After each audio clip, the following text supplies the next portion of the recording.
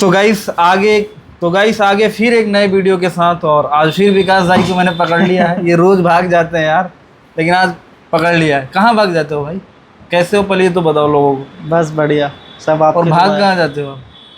कहीं नहीं, बस घर जाने की जल्दी होती है। जल्दी लगी रहती है। तो भाई सबको जो जॉब करता है आपको पता ही है, जल्दी होती है। और आज का हमारा मुद्दा ये है कि इंडिया का एजुकेशन सिस्टम और आने वाले टाइम में एजुकेशन की क्या वैल्यू रह जाएगी, इन्हीं सारी चीज़ों पे हम बात करने वाले हैं। तो अगर आप चैनल पे पहली बार होंगे, नए होंगे, तो चैनल को सब्सक्राइब कर देना, वीडियो को हो सके तो ज़्यादा से ज़्यादा शेयर कर देना कि और लोगों तक पहुँच पाए। विकास भाई, सबसे पहला बात मेरा ये है कि जो अभी एजुकेशन सिस्टम चल रहा है और जो एजुकेशन जिस हिसाब से चल रहा है, आगे आने वाले टाइम पे इसका क्या प्रभाव देख रहे हो? क्योंकि हमारे टाइम पे क्या था कि बैठने के लिए जगह नहीं होता था, स्कूल नहीं होता था, घर से बोरा वगैरह लेके जाओ, ब्लैक बोर्ड पे कभी किसी दिन तो हमारी ऐसी छुट्टी हो जाती थी, लिखने के लिए चौक नहीं होता था, मतलब जो वो पेंसिल टाइप का होता है ना जो, वो नहीं होता था।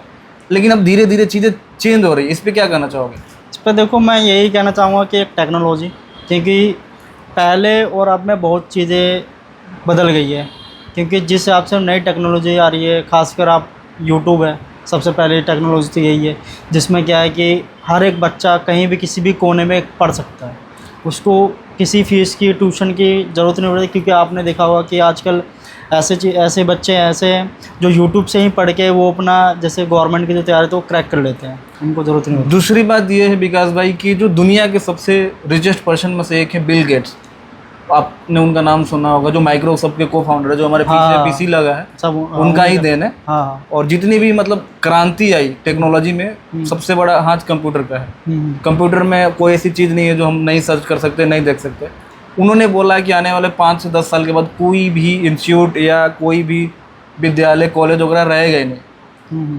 सारा चीज़ जो है एआई खा जाएगा और लोगों को स्कूल जाने की ज़रूरत ही नहीं पड़ेगी। मतलब एजुकेशन नाम का कोई चीज़ जो रहेगा ही नहीं। इस पे क्या कहोगे, और क्या ये पॉसिबल है? देखो, मेरे अकॉर्डिंग तो ये पॉसिबल नहीं होना चाहिए। क्योंकि इससे क्या है, उन्होंने कहा कि एजुकेशन रहेगा, लेकिन जो लोग भाग दौड़ कर रहे हैं, कोई पढ़ने के लिए विदेश जा रहा है, कोई अमेरिका जा रहा है, कोई स्कूल के लिए भाग रहा है, तो वो चीज़ें कह रहे हैं कि आप घर से ही कर सकते हो, आपको कहीं जाने की जरूरत नहीं पड़ेगी। उनका कहने का मतलब ये है। मैं इसमें ये कहना चाहूँगा कि पहले हम बच्चे से आते हैं। जब बच्चा बड़ा होता है, उसके स्कूल में एडमिशन होता है, तो हम उसको पहले क्या सिखाते हैं? शिष्टाचार सिखाते हैं उसको। कि अब एआई शिष्टाचार तो नहीं सिखा सकता मेरे अकॉर्डिंग, नहीं सिखा, क्योंकि एआई तो सीधे अपना टॉपिक पे बात करेगा, कोर्स पे बात करेगा। हम इससे पूछेंगे तभी वो कुछ हमारा रिप्लाई करेगा। लेकिन बच्चे को तो इतनी बुद्धि होती नहीं कि जो वो एआई से पूछेगा कि भाई हमें क्या सीखना चाहिए, क्या नहीं। हम जैसे बच्चों को सिखाएंगे ऐसे ही बच्चा डेवलप होता है। तो मेरे अकॉर्डिंग लगता है ये बच्चों के लिए ठीक नहीं है एआई, लेकिन बड़ों के लिए तो एआई ठीक है, कोई दिक्कत नहीं है। लेकिन हमारा जो एजुकेशन सिस्टम है जो भी चल रहा है वो सही है आपके हिसाब से? इंडिया में तो मुझे लगता है कि ठीक नहीं है जहाँ तक। तो आपके हिसाब से क्या चीज़ें चेंजेस करने चाहिए हमारे एजुकेशन सिस्टम में? कुछ चीज़ें ऐसे हैं, जैसे मान लो बच्चों को डिसिप्लिन सिखाया पहले तो। क्योंकि बच्चों में क्या है कि आजकल जैसे प्राइवेट स्कूल में हो गया, उसमें डिसिप्लिन होता है, लेकिन गवर्नमेंट स्कूल की बात करूँ तो मुझे लगता है डिसिप्लिन नहीं, मतलब डिसिप्लिन क्या है। क्योंकि मैं खुद एक गवर्नमेंट स्कूल से पढ़ के निकला हूँ, तो मुझे पता है कि गवर्नमेंट स्कूल का डिसिप्लिन कैसा होता है। मेरा एक क्वेश्चन है कि जो हमारी शिक्षा व्यवस्था है यहाँ पे अदर कंट्री के अगर देखा जाए तो उस तरह की नहीं है। अमेरिका में शायद 10th या 8th स्टैंडर्ड तक एग्ज़ाम ही नहीं होता, लेकिन हमारे यहाँ एग्ज़ाम होता है। तो क्या हमें भी उनके तरह सोचना चाहिए? देखो, हमारे इंडिया में क्या होता है, एक तो माइंडसेट कि तुम इतना पढ़ लो, ये तुम्हें नौकरी लग जाएगी। मतलब यहाँ पे कुल मिला के है कि नौकरी के लिए लेते हैं।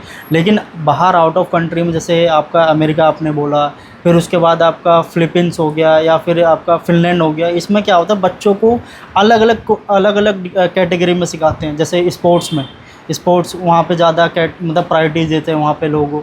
फिर उसके बाद आपका एजुकेशन वो इतना देते हैं जिससे क्या है कि अपने आगे बड़ा होके वो अपने आप को सीखे कि मतलब हमें करना क्या है। तो इस हिसाब से